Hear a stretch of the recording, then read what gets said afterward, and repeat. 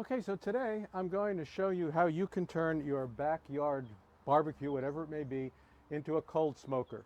So we're going to cold smoke some salmon today, and the way I'm going to do this is with this fancy device for turning it into a smoker. This is a can that used to have beans in it, and I've drilled a few holes in it, okay? And I've got some applewood chips, and what I did is I have this old blender that I replaced, but I kept it, and I use it to take those chips and kind of grind them down some so I get a mix of powder and smaller chips so that they will easily burn off and over a period of time, right? The smaller stuff will go first and then the larger stuff. So I put that in like that, and I cover it with a little piece of foil, all right?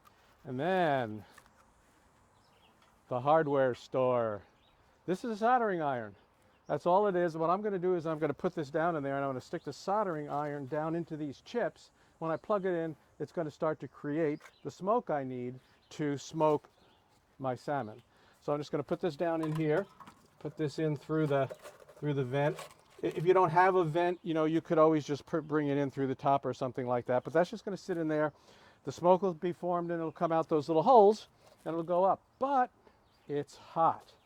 So as I start to assemble this, let me explain that the temperature needs to be, in order to cold smoke, you need it below 90 degrees Fahrenheit.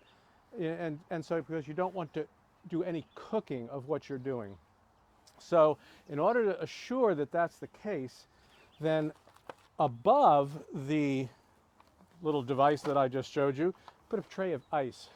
Put this tray full of ice in here like this. When the smoke rises up, it's going to hit the bottom of that tray. It's going to go around it, and it's going to be nice and cool, so you won't have to worry about hot smoking. So then I put the rest of my stuff together here, and I now bring out this beautiful cured salmon. Now, I cured this myself. It takes about 2 days total to cure it and get it dry enough to be done for this purpose. You want it nice and dry so it absorbs the smoke really well. So I got this, I did this at home, and it's just a perfect fit here. The recipe for that, you know, there's a lot of them on the internet. You can do whatever you want, but I happen to particularly like, there's a book called Charcuterie by Michael Ruhlman and Brian Polson. And I've tried a bunch of different stuff, and their recipe for curing the salmon prior to cold smoking I found to be the best one. So I'd recommend that, but like I said, you can just go on the internet, get stuff for free.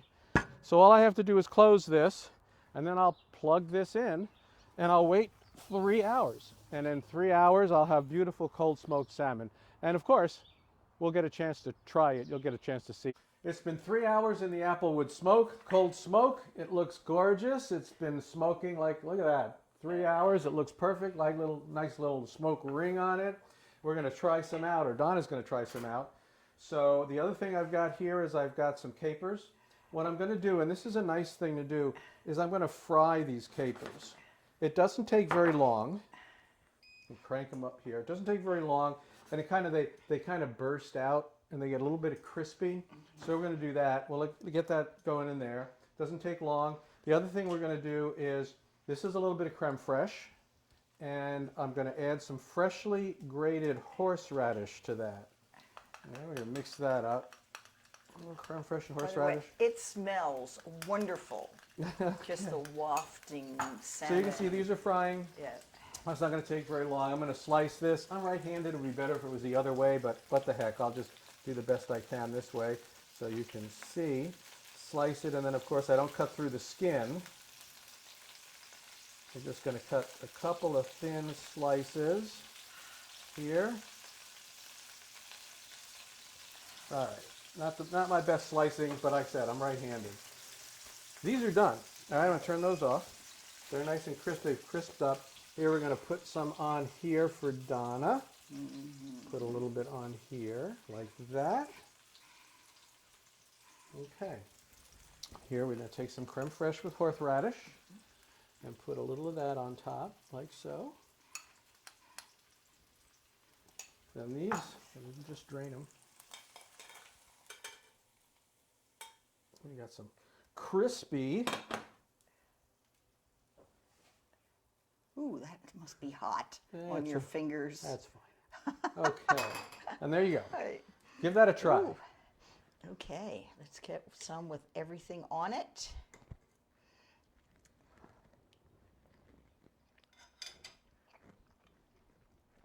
Just the right amount of smoke on there. It's a really tasty cure.